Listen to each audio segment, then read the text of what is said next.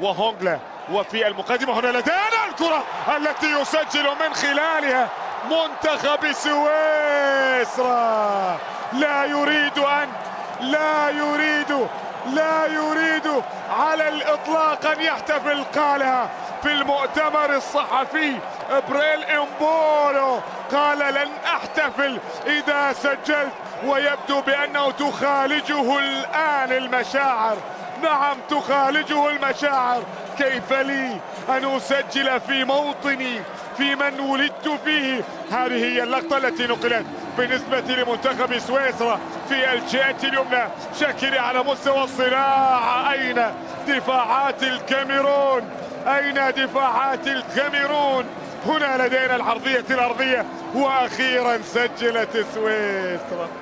أخيرا فعلتها سويسرا عن طريق إمبولو. يأتي بأول الأهداف مع بداية وانطلاقة شوط اللقاء الثاني.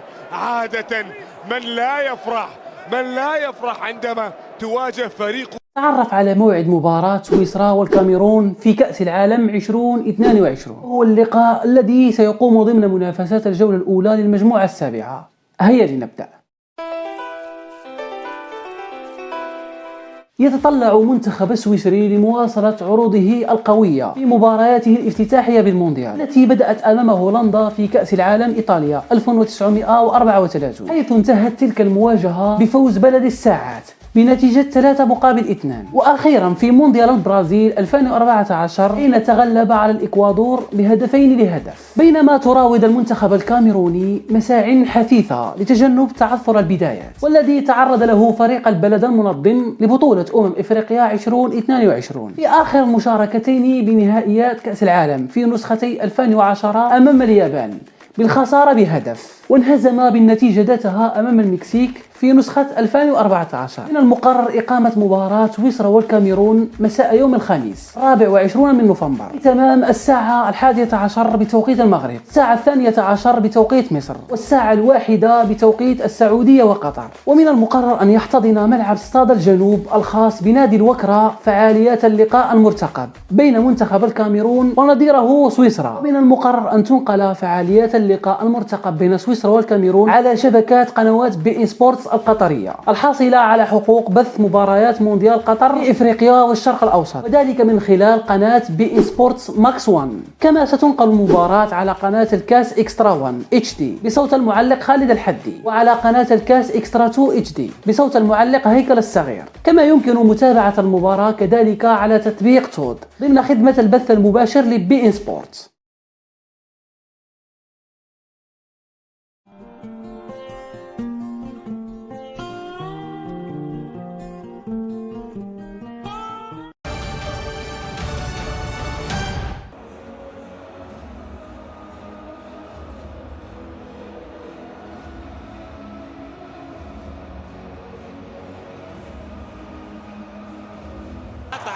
عطى لا سدد ومرة أخرى أيضا التسديدة حاضرة، ولكن تضيع على منتخب الكاميرون. حلوة اللقطة. ممكن جول. لا وصلت المنتخب الكاميروني التسديدة، ولكن من الحارس سومر. فيدمر بعد ذلك يتابع. شوف الخطورة ويتقدم في الجهة اليمنى. جول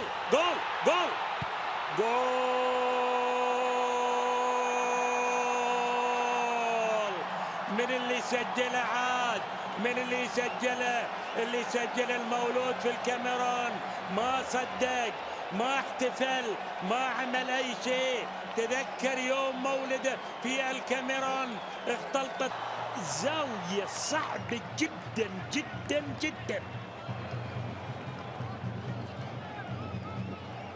سويسرا تضغط، الكرة خطيرة، يمكن جول. ردة الفعل يا سلام خطرين بصراحة. السويسريين أخطر من ربما منتخب سويسرا يسجل الجول الثاني هنا. أيضا الكرة التي تضيع،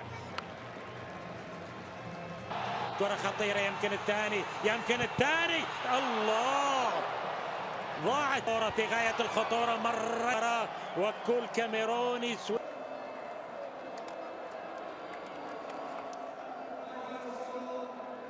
يا رضوان دعنا الآن نشاهد مصدر الصور التي تذهب مباشرة إلى الفار من كل الزوايا، ونبدأها بالهدف الغير شرعي للمنتخب الكاميروني، نشاهده من كل الزوايا والصور التي ذهبت إلى غرفة الفار. والتعليق لك يا سكريمي.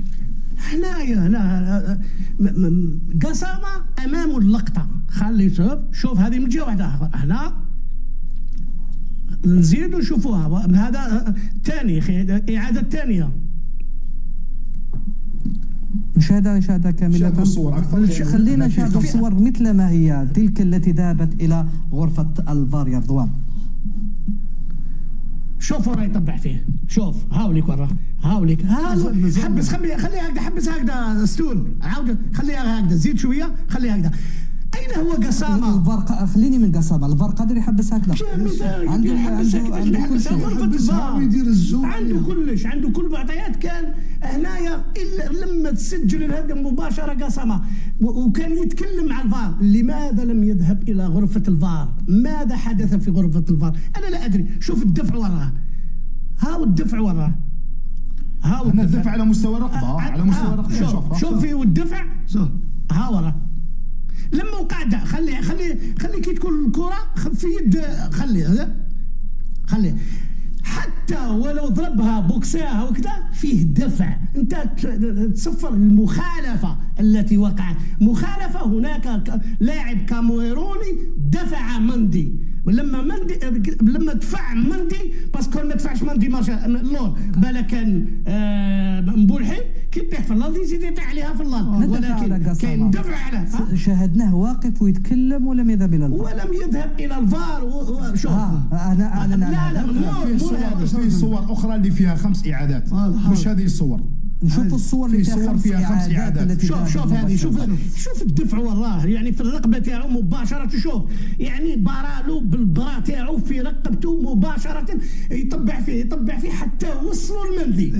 كيف انت هذه بلا فار تصفرها؟ بلا فار، بلا ما تروح للفار، بلا فار تصفرها، بلا فار تصفرها. علاش؟ هاي كل الزوايا. خلينا نشوف شوف هاوليك هذو كاع الزوايا كانوا هاليك ورا الزوايا. روح زيد شوف شكون اللي كان مافونسي للقدام؟ كان الديفونسير مولي اللور ولا لاطاكون مولي اللور؟ الديفونسير كان معناتها ان قوه لاطاكون كانت قويه على مندي باش دفعوا للور. هنايا شوف بالك زعفني بزاف قسامة، زعفني بزاف قسامة، لأن هذه أسهل مخالفة يصفرها ويهني روحه. ما كان حكم مبتدئ يصفرها، أي حاكم يصفرها. هذه سا دوموند با ميم با الفار، هذه ديريكتومون يصفرها. زيد ولكن لماذا لم يطالب الفار؟ زيد أنا نزيد نأكد. لا نزيد نأكد. قسامة ماشي ما يعرفش، قسامة من أحسن الحكام في إفريقيا. فرق بين واحد ما يعرفش وواحد يعرف. قسامة يعرف يربيتري. قسم من حقه انه يرفض الذهاب الى الفار، يقول لك انا شفتها هدف وما ذهبش الى الفار، يقدر يجاوب غرفة الفار بهذه الطريقة. لا بد عليه بصح هل غرفة الفار استدعات قسامة؟ هل غرفة الفار استدعات قسامة؟ لا بد عليه. شفناه يتكلم هي الصح وراه الصح راه في لوريجيسترومون، هو هذاك هو الصح. والفيفا قادرة عندها لأن قسامة قانونيا وواجب عليه يروح للفار ومن بعد يتخذ القرار الذي يريده. بصح إذا خشن راسه وما حبش يروح للفار، الفار ماهوش راح يجيبه بالسيف. روح تشوف، بصح يتحمل مسؤولياته.